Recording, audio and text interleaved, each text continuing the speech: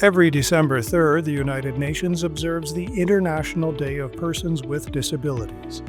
This year's UN theme is Fostering Disability-Inclusive Societies for Advancing Social Progress. As part of Connect4Life's celebration and our contribution to the global dialogue around inclusion, we present this special episode, SolutionFEST 2025, Making a World Inclusive of People with Disabilities. Melanie Taddeo, the president and CEO of Connect4Life, hosted this online panel discussion, which was recorded on November 19th, and features Lilly Cereghini, Paige Whitehouse, Prateek Mohanty, and Pickard, each of whom lives with a disability. What you'll hear is the unedited conversation of Melanie and her 4 guest panelists deliberating on issues of priority, the roles of national and subnational governments, the roles of people with disabilities themselves, as well as their families and communities, and the question of building and sustaining meaningful bridges between those with disabilities and the able-bodied. Consistent with this year's theme for UN Day 2025, as well as the fundamental activity of the United Nations, which in essence is to conduct respectful and peaceful dialogue around issues and concerns that help advance all of us, this dialogue highlights lived perspectives, and it also suggests solutions and recommended actions, all from a Canadian perspective. For more information, visit connect4life.ca. Also, be sure to check out the UN's online resources at un.org.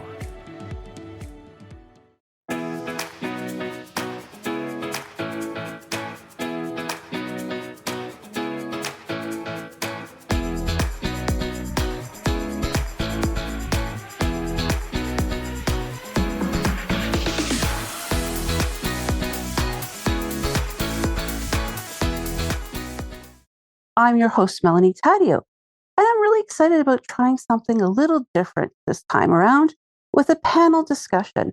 And each of our panelists are experts with lived experiences and all happy to be graduates of an accessible voice and broadcasting program from Connect4Life. Good day, everyone, and I'm going to welcome you all one by one to introduce each of yourself. I'd like to start off with Lilly. How are you? Good. I'm good. Tell us a little bit about yourself. My name is Lilly. I am about to get my master's degree in media, and I identify as multiply disabled, but primarily as visually impaired. We'll go to Prateek. Hi, everybody. My name is Prateek Mohanty. I'm 43 years old and a 7+ year mentally disabled person. I am of Indian origin and based in Toronto. Thank you. Thanks, Prateek. And Paige, how are you? I'm doing well, Melanie. How are you? I'm great. Do you want to introduce yourself, please? Yeah. I'm Paige, and I'm the assistant station manager for Voices for Ability Radio, and I have an intellectual disability. And our final panelist is Sean. Sean, tell us a bit about yourself. Hey, everybody. I'm Sean. I'm the station manager at Voices for Ability Radio. And I identify myself as a dude with a brain injury. Yes, after a long career in the printing industry, I find I had to recreate myself after so many years of daily exposure to chemicals and lead. Thanks for having me here today, Melanie. Thanks so much for joining us. So now our panelists are ready to have a conversation about this theme and what actually it means to them. We're going to share some experiences, some expertise, as well as some solution. I like to call this conversation a solution fest. How can we actually achieve an inclusive society that will advance social progress? Are you all ready for this adventure with me? I'm ready. Yeah. Amazing. Okay. So I'm going to start off with Paige. In your world, what would an inclusive society feel and look like? In my world, an inclusive society would look and feel like where everyone belonged, that all the stores and all of the businesses and all of the entertainment venues have somewhere that is accessible for everyone to go and to be able to get into easier as well. And another one would be have like all the stores have a sensory room, maybe just in case if some customers feel overwhelmed. And that's what I believe for me it would look like for inclusive. Amazing. Thank you so much for sharing that, Paige. Yes, that would definitely make things a little bit more inclusive. Prateek, how about you? What would an inclusive society look and feel like for you? Sure. I think inclusive for me would be accepting, let's say, in a social gathering, um, people being uh, understanding of what potential shortcomings I might have. These things obviously vary from person to person. So in my case, there is vision problem and there is hearing problem. So both these senses can have a severe impact on my functioning normally in a society. So I often go to social gatherings with an understanding that people who are inviting me have an understanding of what my shortcomings are. So that way, it's not unusual for me to, or unexpected for me to go and ask for a chair or a dark place to go and sit, just in case if I need to. So that's where I would. Thank you.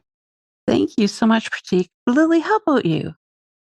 To add on to what Paige and Prateek have been saying, I would say that largely the problems that we face are attributable to societal expectations or lack thereof for us.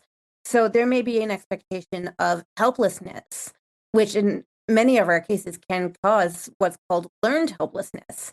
A thing for me that I feel the need to get out of the house more, but I also need to get over my agoraphobia because I'm not used to traveling in an unscheduled way or in a very physically free way. For example, I've got a buddy, he is completely blind and he can just hop on a train from London to Toronto and just go. I wouldn't have the audacity, shall we say. And for me, that's a fear thing, but it's also attitudes based of what do people expect of us? Because teaching someone to act like a child or to infantilize themselves is also a major component to what adds to our segregation. Okay, thank you so much, Lily. Sean? This is an interesting question, Melanie, because everybody's experience is unique. Everyone's needs are unique. And I think for a number of people here, like for me, what does it look like? I don't know, to be honest with you, because there are just so many people that need to be accommodated, right? I mean, inclusive design, having some of the accommodations designed into the building, that's a good start, right? But since an inclusive society looks so different for each and every person, I think I kind of have to play this from a different angle here, Melanie, and ask you a bit of a question, actually ask the room here a question, which is, how many people out there, when you ask the question, what does an inclusive society look like for you? How many people out there actually had, one of those 1950s movies pop in their head where everyone's happy and jolly and, getting along, and we all know that was just Hollywood. So what does an inclusive society look like? I don't know. It would be hard work, right?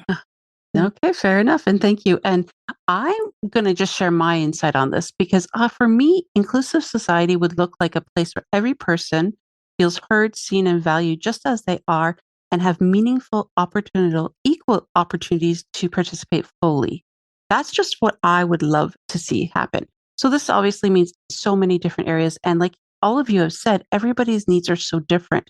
So that also leads to the point that every person with a disability needs to have a say in what inclusive society looks like. Sean, when you go back to that idea, yes, definitely everybody's happy and jolly and everything's doing well.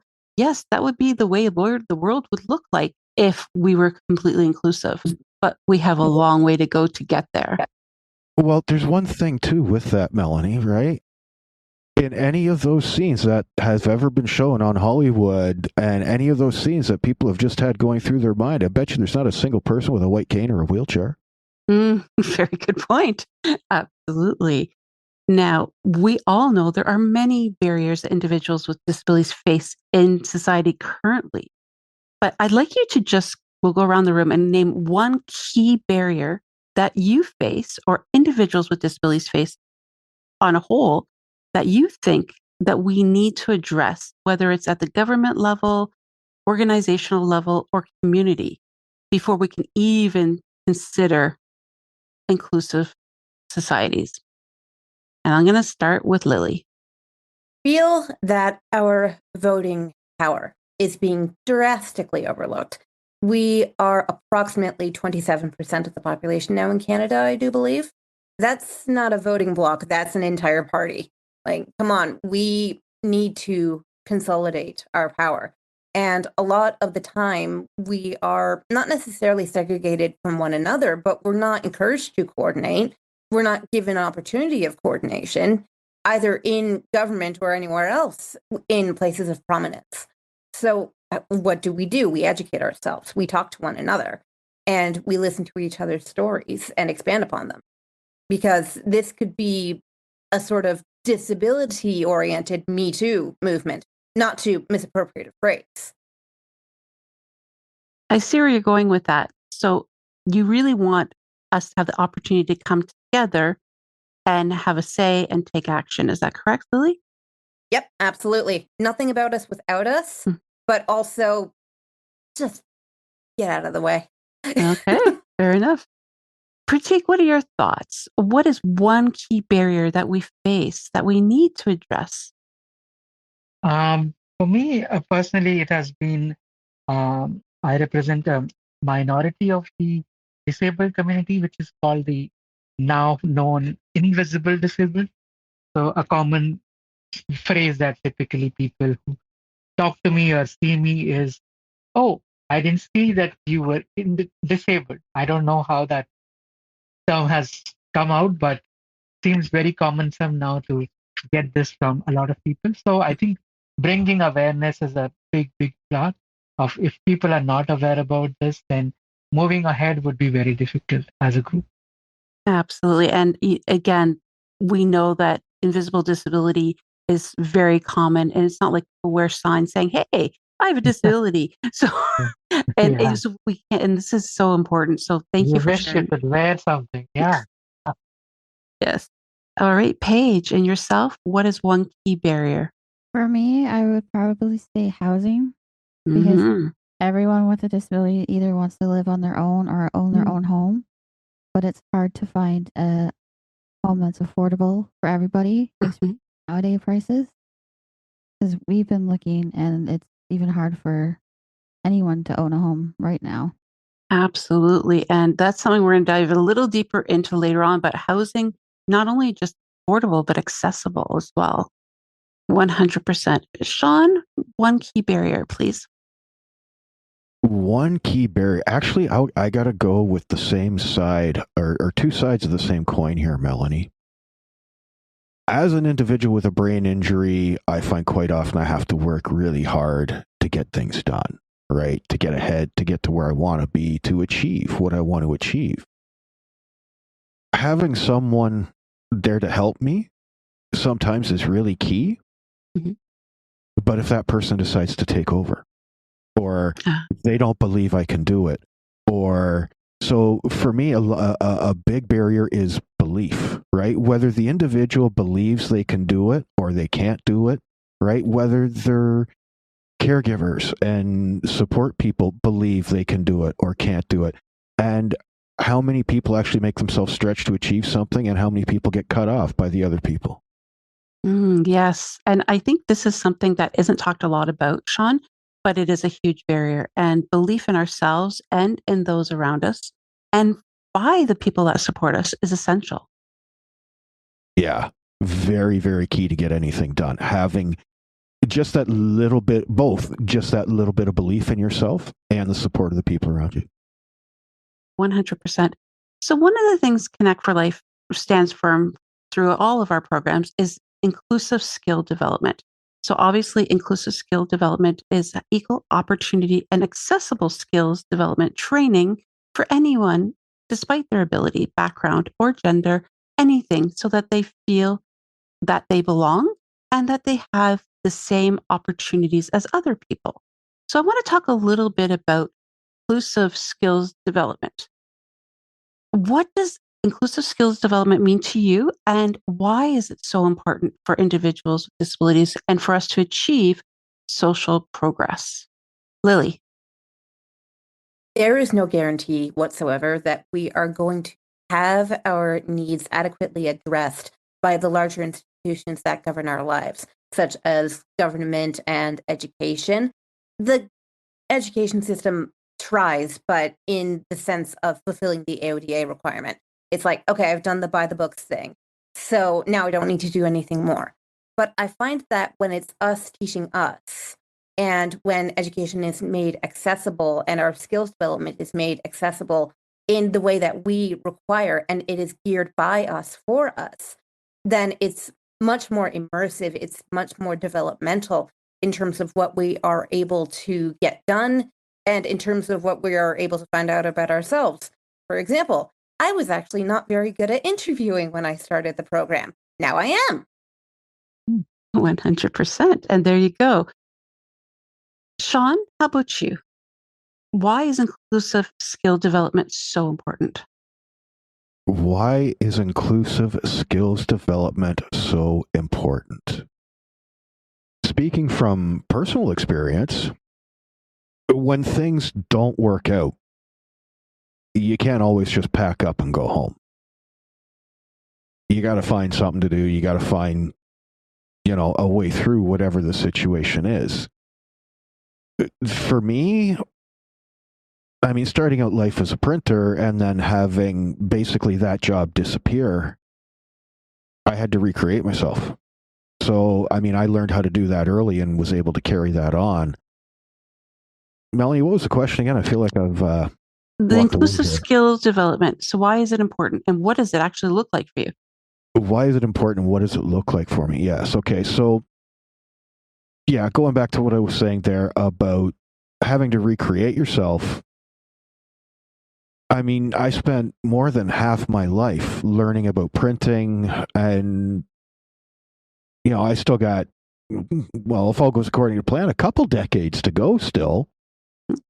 I'm going to need something to, at least pass a little bit of that time, right? And it's apparent that printing is just not going to be, conducive to me serving out that full sentence, shall we say. And so I needed to do something else, but I needed to figure it out because it's me, right? And nobody's going to be doing this stuff for me. It's my life. I got to take care of things. So just in that regard, being able to be self-sufficient and get yourself going down the path that you need, that you can look after yourself kind of thing. That, to me, that's why it's very important. And from a professional sense, you look at the average person, they change occupations or they change careers somewhere between 5 and 9 times in their life. So, for me, I've already had to do that once. So being able to pick up and make my own life accessible is very important to move forward. So, yeah, people won't do it for you. You have to do it yourself. You've got to be able to move forward, take forward what you want to do. So that inclusive society, being able to find your own way. Well, you know this, Melanie. I'm not going to share too much with the folks out there because we want to keep the answer short. But the people you have at home, they aren't always going to be there to support you. Not always. And that was something that happened in my life. I'm looking around at the people that are supposed to be around me, and I'm asking for help, and everyone's, whistling and looking over the shoulder or kicking at stones on the ground kind of thing. For me, I had to move forward by myself, and it's just about being able to do that and find a crew around you, like the people around this table, and being able to move forward with that. So hopefully that answers your question, Melanie. Thank you. No, for sure.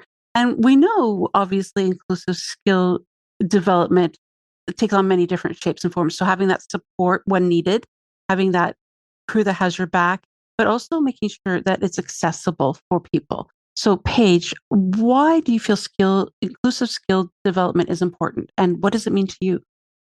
For me, it would be to have confidence. Sorry, Melanie, can you ask that question again? Yeah. Okay. So inclusive skill development, what does it mean to you? And why do you think it's important? What skills inclusive development means to me is to have support and to have people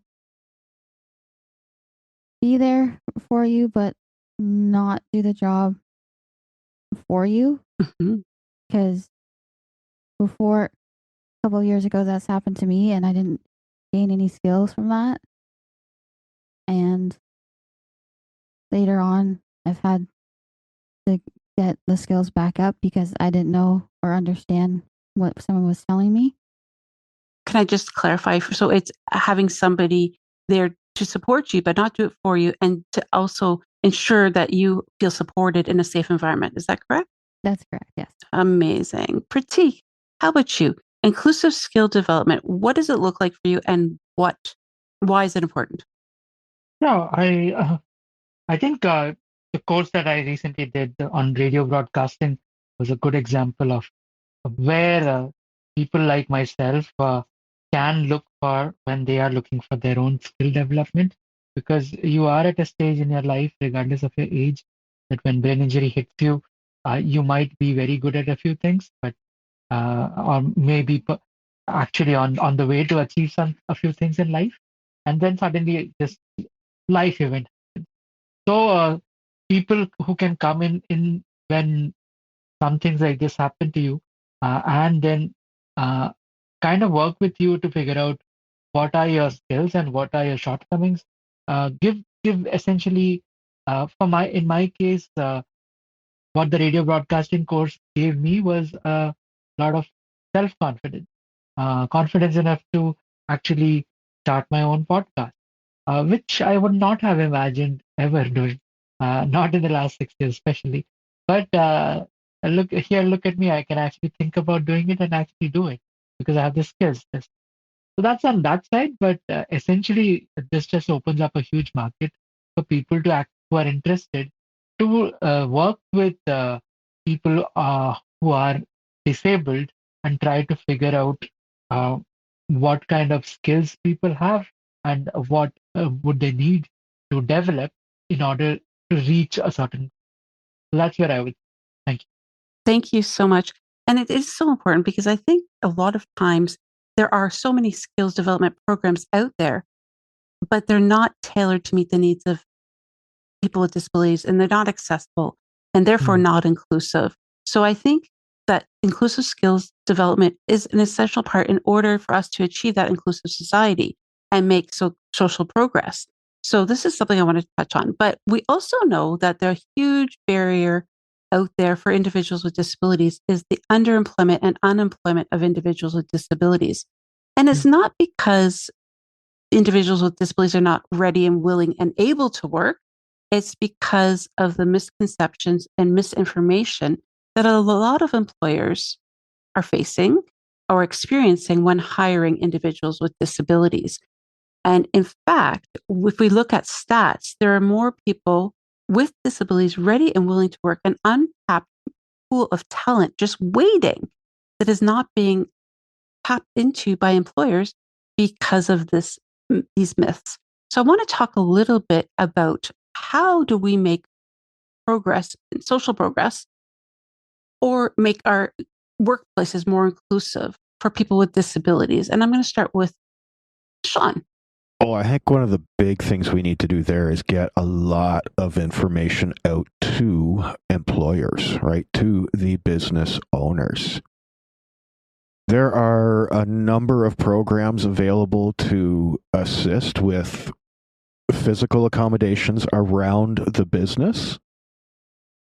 If you're going to hire someone that has or is an individual with a disability, at least in Canada, there are a number of programs to help out with things. So getting that information out to people, because a lot of employers, they'll look at, well, I'm not going to hire someone with a disability because I got to change the building. I got to make it so they can get in. Then what else do I have to do? I got to buy new equipment. And, can they get through the building? Is it an old building, right? What are the doorways at? So a lot of employers won't hire an individual with a disability because all they see is the dollar signs going out the door in the changes they need to make to their business. So getting folks to understand that it's going to bring money in, it's not going to cost you money to do this, is very key. Absolutely. And it makes good business sense to hire individuals with disabilities because it's not just individuals with disabilities that have billions of dollars in spending power, but their networks, their families, their support people, all of them will shop and do business with businesses that are hire inclusively. So you're right. Absolutely. Thank you, Sean. Lilly, unemployment and underemployment. Your thoughts on this topic and what can we do to change that narrative? Enormous issue for us and literally always has been. We have been chronically underemployed since forever. And among the biggest problems with this is that it creates more dependence on systems that are already stretched thin. And I'm not necessarily just speaking of our nuclear families or our presumed caretakers. I'm also speaking of the overarching society, if we can say that, in terms of what they have to give us in health benefits, in terms of what they have to give us in terms of, just accessibility to other places that we might visit instead of going to work and doing a good job and bringing in a paycheck, not only for ourselves, but for the company. That and the fact that it is actually proven that the more social contact people have, and a lot of that social contact is had at work, but it decreases rates of depression, it decreases rates of medication use, it decreases rates of illness. It may or may not have an effect on chronic illness. It depends on the nature of the illness. And if we are rendered employable by society rather than as unemployable or underemployable, then people are going to tap our talents and it's going to be mutually beneficial. We're going to get above the poverty line. We all tend to swim at or below the poverty line. And we are therefore going to contribute much more to this capitalistic society. 100%. And it's been proven that companies that hire individuals with disabilities have teams that are more productive, more innovative, more creative, and better problem solvers. So I agree 100%. Thanks, Lilly. Prateek, unemployment and underemployment. Your thoughts? Yes, I think just like most of the other problems, this particular misinformation, I think, needs to be addressed by the top employers first, and then from there on, it has to see a effect of seeping into the community on how it is a difficult battle for a lot of employers to make sense about hiring people with disabilities in light of the fact that typically people would compare you with an abled person and see essentially all the benefits right there, and without considering the cost, people are short-sighted in that regard. As long as people do realize that, it is a huge benefit because we are able to now tap into the market where so much talent and so many different fields exist. So I would really think it has to be a trickle-down effect from the top in terms of industries across the entire country. different companies in different industries need to focus and make a concentrated effort on wanting to hire people with disabilities and be proud to show that off. And literally, just like how people are now, our companies are now showing off their multiculturalism. I would really stand for companies that are actually supporting differently able people. Absolutely. Thank you, Prateek. Paige, your thoughts on unemployment, underemployment? For me, my thoughts for underemployment and employment is the employers need to know how loyal that we can be to working there. And not a lot of people believe that we can be loyal or can handle the job. But until they do hire us, then they'll know what their benefits they're getting with persons with disabilities when they hire us. So I think that's one of the things that the employers need to know is that persons with disabilities are loyal no matter what, and they'll be with you for years to come. And they just need to hire us to know what they have and what they're missing. 100%. And it's interesting because when I do presentations for employers, one of the biggest myths that comes up, oh, well, people with disabilities, they're always going to be sick and they're going to cost a lot of money because they take a lot of time off. And then I talk about the loyalty factor. And in fact, people with disabilities are less likely to do turnover because we know in some jobs, people come and go, they don't like it, they leave. People with disabilities will stick it out if they're treated fairly and appropriately and seen for their abilities. And they're not going to be sick or, all that stuff all the time, all these things that their people are concerned about, but because they want to do a good job, they want to prove that they can do it. And not only to themselves, but to their teams, everybody. So you bring up a very good point. And thank you, everybody. I think what's really important about this issue is there's not going to ever be any social progress unless employment is addressed for people with disabilities, everybody given equal opportunities and access to employment to showcase their abilities and to fulfill their dreams of being employed. And then, of course, that I think a couple of us have alluded to the poverty. And if we are employed, then we're not going to be under the poverty life or living a life experiencing poverty. And that goes back to Paige's topic of accessible and affordable housing. Because if we have funds, then we're going to be able to support ourselves, live in a comfortable place that's accessible and affordable. And then we're going to be able to contribute to the economy by spending money. It makes good business sense all around. I want to talk a little bit about housing because I think we mentioned affordability is one big thing, but accessible housing. And I'm not just talking about built environment as accessible, but there's a lot of other features that go into housing.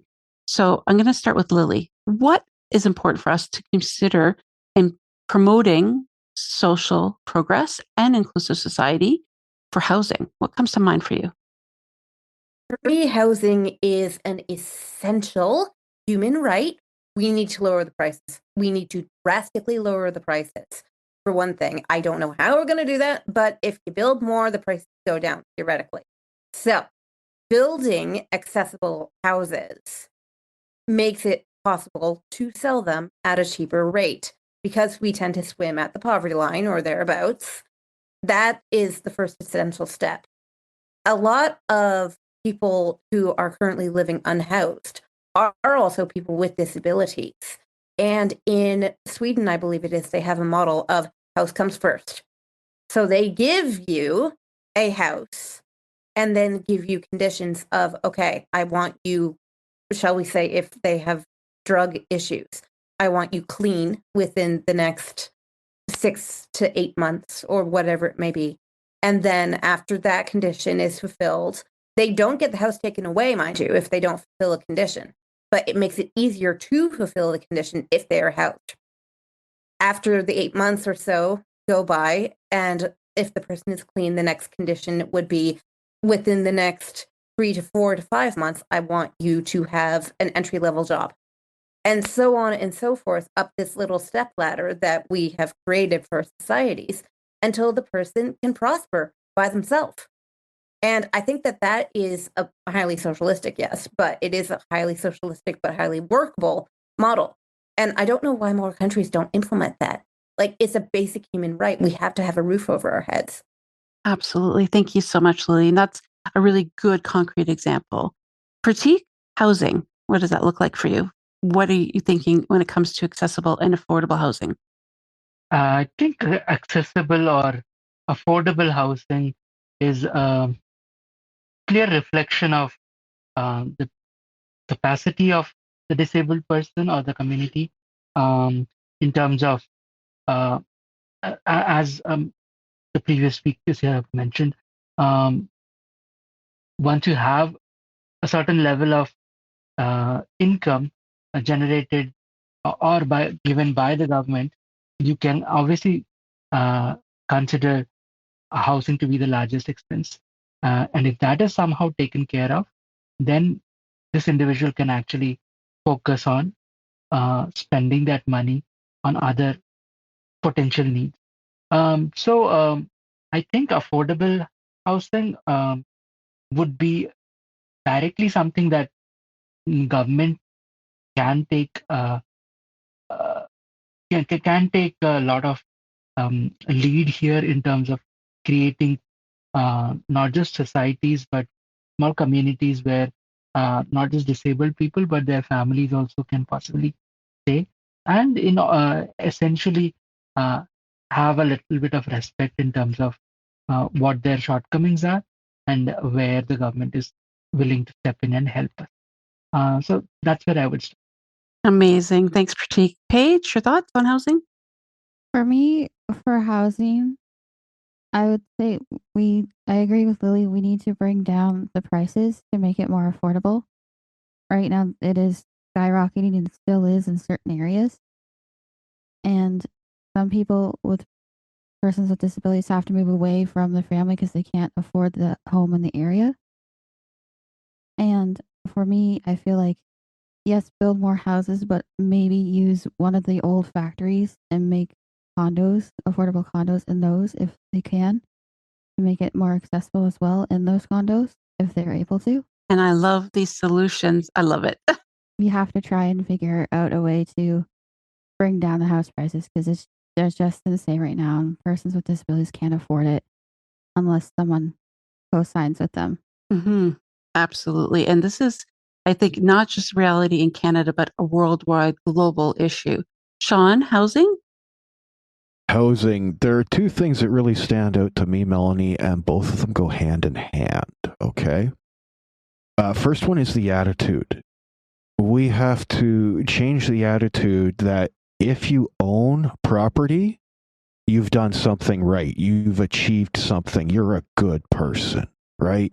There are far too many people that will never own property. There's nothing wrong with renting an apartment, but there's a certain stigma, a certain prestige, shall we say, that goes to owning property. That's the first part of it that we need to change.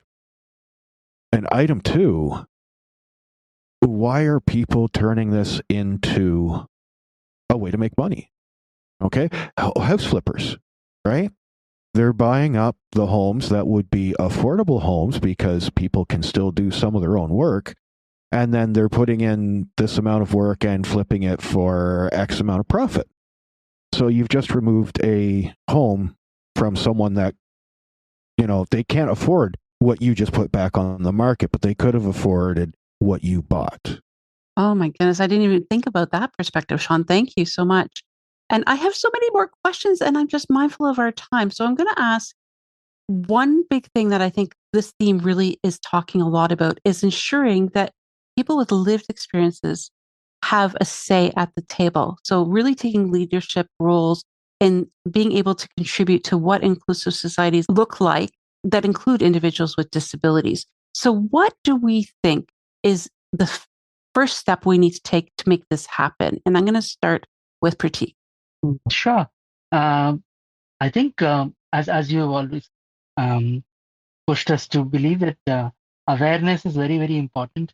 I have myself personally that the podcast that I actually run now is essentially focused on connecting the able community with the disabled community. Just like how we are called the disabled community, I'm calling the other side the able community, and I'm trying to build the bridge that connects us. And I do see the need for the bridge. I don't know how long it was going to take, and I don't know if one bridge is enough, but it's going to be a huge challenge. But it's something worth spending your entire life towards, and just to focus on the fact that, yeah, you may be just one person who may not end up seeing the end of the light, but think about the future. Let's say in 100 years, somebody is going to benefit from all the hard work. So that's what I would see. I see a lot of conversation, a lot of work has to be done, and it may just not see results very soon, but when it does, our community will essentially start seeing all the benefits. Thank you so much, Prateek.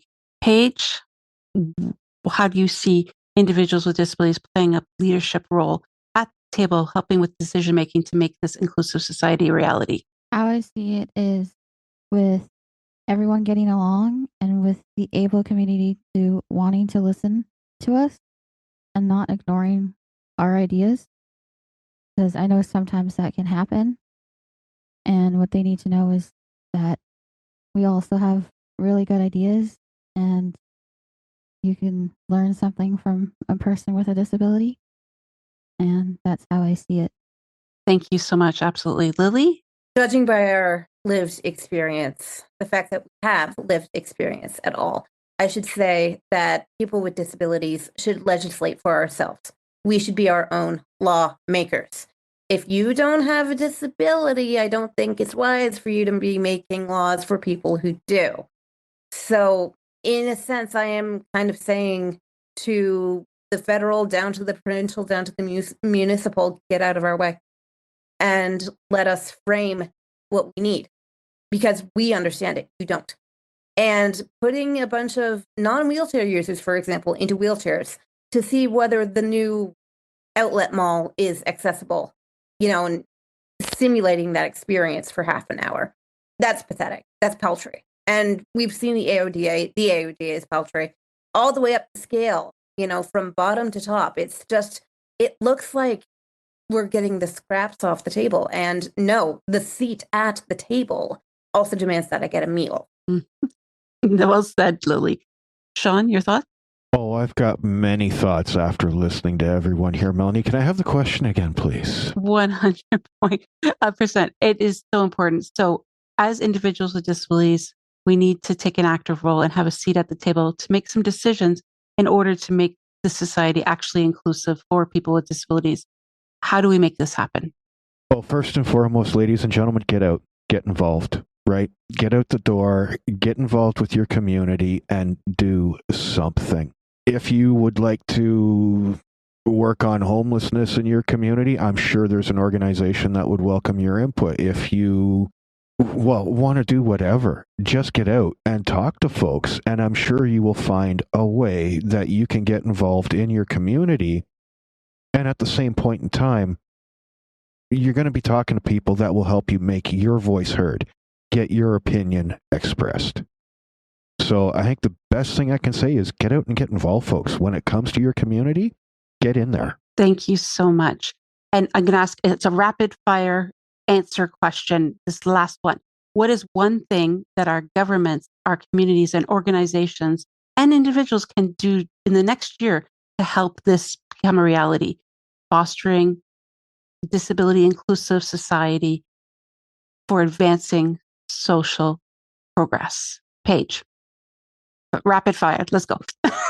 One thing. Housing. Housing. Thank you. Fixed housing. Lilly. Make disability studies a mandatory course in elementary school. Love it. Prateek. No, that's very difficult. I'm still thinking. Please pass it around. I'll just come back. Okay, Sean. Oh, we definitely need to do some accessibility standards for businesses, making sure there's a lot more ramps out there so that more individuals with disabilities can get out and do their own thing in the community. All right. Prateek, you got something? Yes, employment. Employment. There you go.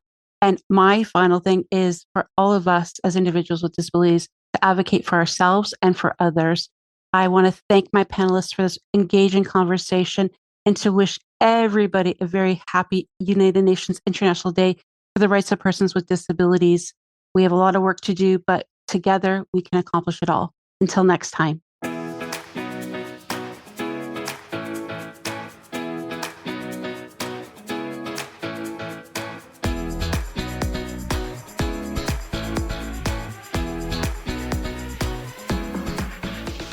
You have been listening to Connect4Life, the podcast.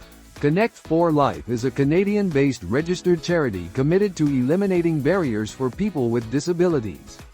Visit connect4life.ca and join us in helping people with disabilities become the champions of their growth stories.